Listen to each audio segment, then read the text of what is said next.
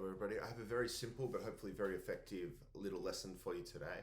It's based on the Andalusian cadence, which is one of the core cadences of Spanish flamenco music. I'm using it in a different context to how they use it, but we're still capturing some of the really cool sound of that cadence. The chords are E minor, D, C, B. But without further ado, let me actually play for you and then let's talk about how we can get you playing.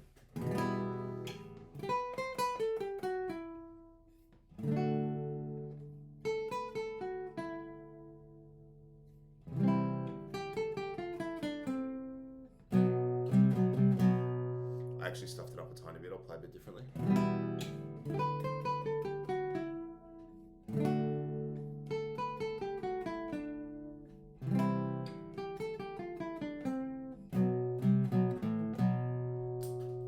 Now there's many variations, and I'm always here on the channel encouraging you to improvise and to use my lessons or my suggestions simply as launching points or simply as a starting point. That, of course, is the same here as always. But let's get you started on basically what I just played, and then we'll talk a little bit about where you can take it. Finally, if you want to get much deeper and more serious, come onto my Patreon page where I go far more in depth with all my lessons, and I also provide tablature for my lessons. So here on YouTube, we'll get you started, and then if you're ready for more, come to Patreon. So E minor, D, C, B.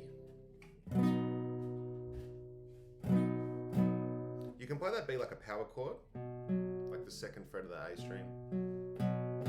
Or you can use, my pinky finger is conveniently just the right size to fret the D, G, and B strings all at once and still bend up so I can hear the E string. That's just a lucky little bit of physiology. So however you want to play that B chord is fine. That's the 4 chords, easy. After each chord we play a lick. Now this E minor, that there is actually an E minor chord. The scope of this lesson doesn't allow for me to explain exactly why right now. But if you'll trust me that 7th fret of the E string, 8th fret of the B string, and 9th fret of the G string, that nice 7, 8, 9 little triangle pyramid pattern, that's an E minor chord. So we play that first. With a nice little string rake, the string goes, it's not a strum, so I'm not strumming it. It's a rake, lightly striking each string on its own, although because it's quite fast. So that's a lovely little sound. So that's the first thing that I play. And then on the high string, it's just 8, 7, because the first 7 is already there, 8, 7. So just practice that. I initially learned that sound from the Rage Against the Machine song Township Rebellion. It's in the guitars. I lie, it's the song Freedom, sorry, which is either before or after Township Rebellion on the album. The guitar solo for the song Freedom by Rage contains that kind of idea. So it's funny how you can learn so many different things from different places. And then on the B string, 10, 8, 7. 10,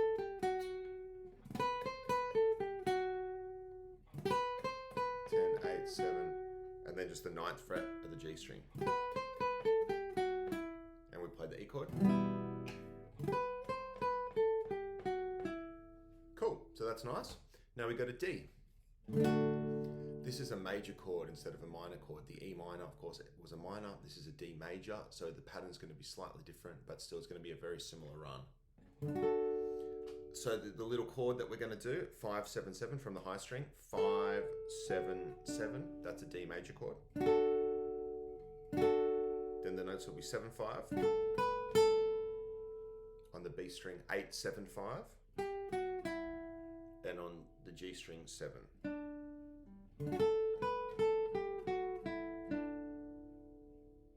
I try to explain this stuff as well as I can, but almost every lesson I post, someone's like, tell us the notes properly or something like that. Come on to Patreon, there's the tabs, there's the notes. C. The beauty of the C chord in conjunction with the D chord is that we're going to play essentially exactly the same thing. It's just simply a tone lower. So from D to C is 2 frets or 1 tone. So we're going to play exactly the same thing 2 frets lower. So the C chord will be 3, 5, 5 from the high string. That's the C major chord. Then we're just going to go 5, 3. Next string 6, 5, 3. 5. So it can be good practice just to go between the D and the C.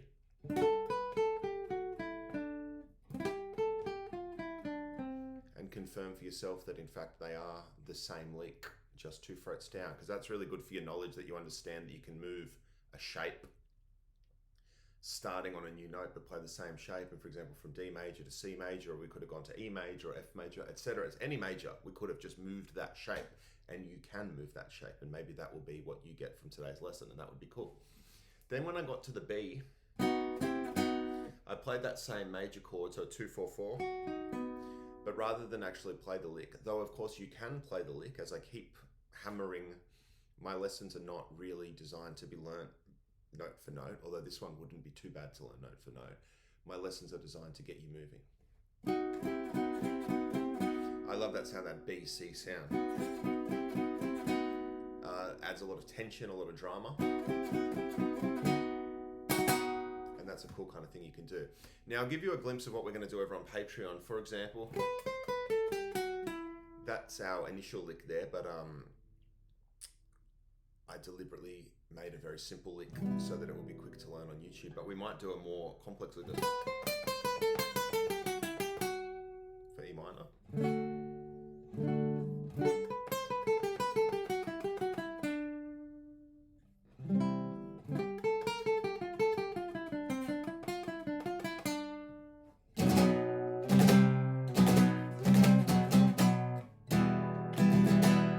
Just some basic ideas of places that we can take it. So I encourage you to have a play around with this. Move your fingers in new and interesting shapes. Don't just do what I'm doing. Do your own thing. Thank you for watching. Leave me a comment to let me know how you are going, and good luck playing your guitar. See you soon.